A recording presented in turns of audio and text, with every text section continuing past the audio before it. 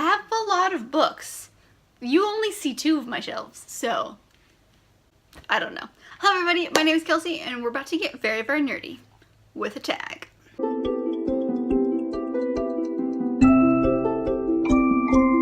So today I'm going to be doing the bookshelf book tag. I was tagged by Dora from ConfessingMyReads. So Dora, thank you so much for tagging me. I will definitely leave her channel down below so you guys can check it out, and if I can figure out who the original person is, if I know that, I will leave them down below as well. So let's just get right on into it, because I have a lot of love for my bookshelves and I want to talk about them. So the first question is, how many bookshelves do you own? And a lot. So I have these 2 right here, and then right there is a shorter half shelf, and then I have a bunch of books on my desk, and then I have kind of like a children's cubicle over there, and then whatever books I'm currently reading go over here, which is why you see this change every single week. And then the only other thing that I have is out in the living room. My roommate and I have floating bookshelves of our favorite series. So I have the Harry Potter series out there, and she has the Mortal Instrument series just hanging out on the wall out there. So I have them scattered everywhere, but these are the main chunk is right here. So the next question is, how many books are on your bookshelves, or how many do you think you have?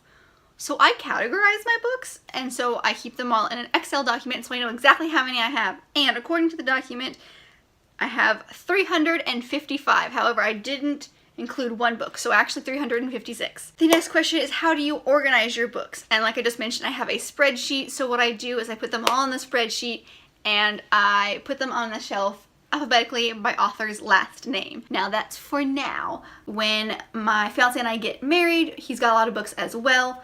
Thank God. So he really likes the Dewey Decimal System, which is great. So he wants to take that on, and I will let him do that. That is totally okay with me. So these will change in the future, but as of right now, it's alphabetically by author's last name. I do have one random shelf on the shorter books. The top shelf is all my nonfiction, and that is also alphabetically by author's last name, but it just goes all nonfiction is together, and then it starts over on the next shelf with my fiction. So the next question is the oldest book on your bookshelf, and I don't know if that means oldest in publication or oldest as in how long you've owned it.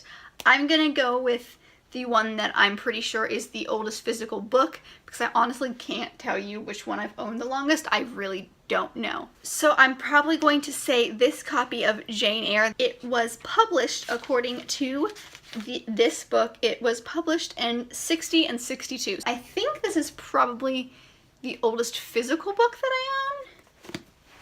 I lied, I found another one. So actually my copies of Alice in Wonderland and Through the Looking Glass are older. My Alice in Wonderland copy is from 1953, and my copy of Through the Looking Glass, where are you, is from 1955. So not much older, but these are actually older. I have a lot more older books than I thought I did. So the next question is the newest book on your bookshelf, or the one that you basically just bought. So I've got quite a few books that I've got a few books that I've gotten recently, but I think this is the one that I've picked up the most recently, and that is I Was Here by Gail Forman. I almost said there. I Was Here by Gail Forman, and this one I picked up at Plato's Closet because it looked really interesting. I was actually kind of interested in this book, and I do enjoy it. Gail Forman, I've both If I Stay and Where She Went. I've read both of those, but I haven't really read anything else by Gail Forman. Basically, it follows a girl named Cody whose best friend Meg commits suicide by drinking what it sounds like is a bunch of, industrial strength cleaner. And so Cody goes on this adventure basically to figure out what happened, and she learns a lot more about her friend that she didn't know. I know that Gail Forman's going to have like that special touch that just makes it that much more of a book. So I'm intrigued to see how this one goes. The next question is the longest book that you own, and I thought Harry Potter was going to win, but this one wins by more, and that is A Breath of Snow and Ashes. It is one of the later books in the Outlander series, and this one has, oh my gosh, I'm already at 1438. Yeah, this one has almost 1,500 pages. That is a crazy amount of pages. But yeah, this one has to be the one that has the most pages. Over 1,000 pages. That's insane to me. How am I ever going to get through this? I almost just dropped it.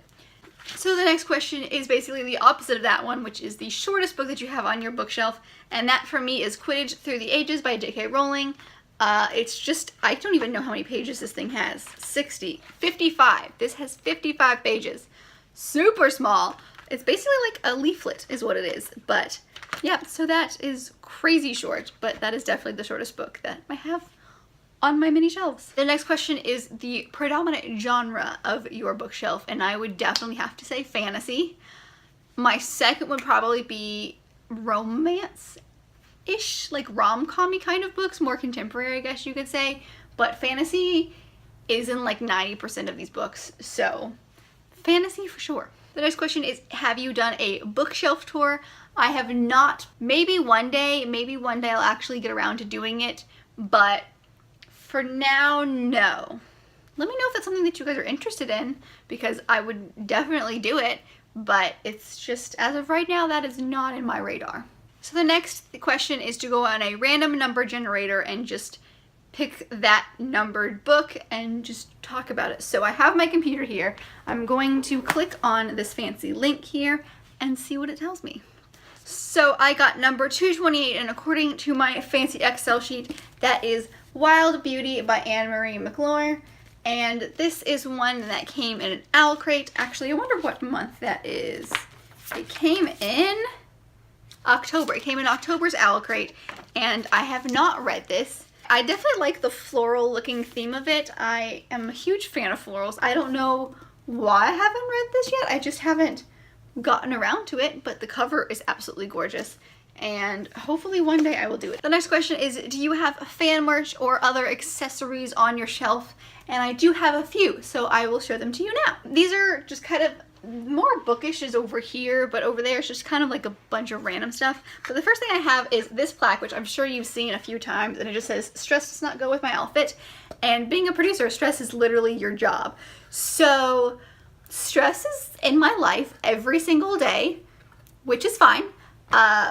But I thought this was just too funny, and it's so cute, and I feel like it describes me. The next thing is this purple box that I actually got like a Christmas present in, I think, but it had this bow on it, which I took off, and it just holds all of my random pins in it. So these are just like the randomest things, from like something from my school to something that came in like an owl crate. So it's just like this one I got at Y'all Fest from last year, and it just says certified book nerd, to like this random Harry Potter one. Like, there's so much in here. So that's really where I keep it all. And I have on the front of it, I have this little sticker that's a typewriter, and it says I get downright bookish. So I definitely enjoy that a lot. But these are where all my random ones go that are not owl crate. Those are a different thing, which I will show you in a second. On this shelf over here, I have this little box that has a Deathly Hallow symbol in it.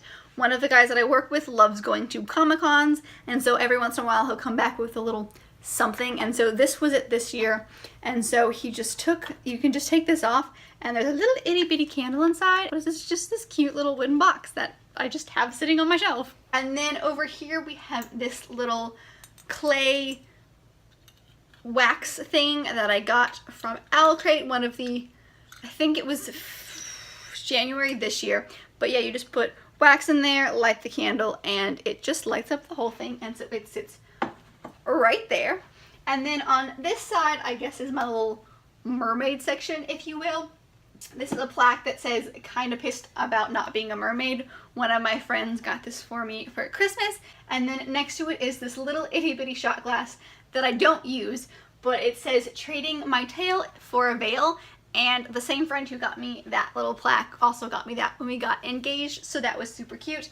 And then sitting in this little itty bitty shot glass is kind of like a bookmark that one of my friends made. He does so much 3D printing stuff, so every once in a while he'll just come in to the studio and he'll be like, "Here, I made this," and I'm like, "Oh, cool, thanks." And it's really cool. So this one has a owl on it, but you can't really see it because on top of the owl is this book that says "Bookishly Nerdy." So he made it for the channel, and so I think it's super cute, and so it just kind of sits up there with my books, because Bookishly Nerdy is books, as in like no duh. And then below it I have just acquired, this is new, it is this little porcelain thing. Basically, it's supposed to be a Halloween ornament, so it's got 3 books on it. It says potions, hexes, and spells, and on one side is this creepy looking skull, and on this side is a spider, but I thought that the book part of it was, first off, amazing because yay books, but it also had like super strong Harry Potter vibes because of that. And then of course I had to put the little Pop Funko figure that one of my friends got me for Christmas of Snape right next to it. And then on the other side of that shelf is a candle that is a Hufflepuff inspired candle. So that just sits right there because it is mostly burnt all the way down, and I don't want to burn it anymore because I'm afraid it's going to go away. So it's just sitting here. And then I have this little book mason jar looking thing that we got from Owl Crate a couple months ago, and inside are all of the little pins that we get from Owl Crate. And then behind it is this pin that we got from Owl Crate a couple months ago, and it is the out of print one, and it says when in doubt go to the library, and it is an enamel pin inspired by Hermione. I didn't want to put that anywhere, that one felt very special. And then on the other side is the metal book that we got from our last Owl Crate unboxing with the August theme, and it is based on the Cruel Prince book. And then right next to that is a very, very adorable little Harry Potter Pop Funko that came from my soon-to-be brother-in-law for this last Christmas, I believe. And then on the shelf below is this metal tin that is based on the Beauty and the Beast movie that just came out with Emma Watson, and this is where I keep all of my bookmarks. Can you hear that? There's a lot in here. Like every little itty bitty thing that could have possibly been a bookmark goes in here. And then the very last thing that would go in this is this book that one of my friends from work got me for my birthday a couple months ago, and it says The Day the Wi-Fi Died and Other Short Horror Stories. And so it's just a box that looks like a book. And so inside I keep all of the, basically not the spoiler cards, but the cards that you get at the bottom of the Owl Crates. The teaser cards, that's what I'm looking for. The teaser cards at the bottom of the Owl Crates. And the last question of this tag is to show us your bookshelves. So I will insert some clips here of the bookshelves and what they look like. Again, I have these 2 big ones, a tiny small one, and then some random ones scattered around my room, and then the hanging ones in the living room. And then the last question is to tag someone, and I will leave those that I have tagged down below, so check out and see if you are one of them. And if you are not, then go ahead and do it. I will leave the questions there so you can do this tag if you so choose. Yep, I think that is it. Thank you again to Dora from Confessing My Reads for tagging me. I very much appreciate it. Again, I will leave her channel down below if you want to check her out, because you definitely should. Give this video a big thumbs up and subscribe if you're not already part of this awesome growing family that we have got going on over here. Thank you again for making it to the end of this video, and I will see you in my next one.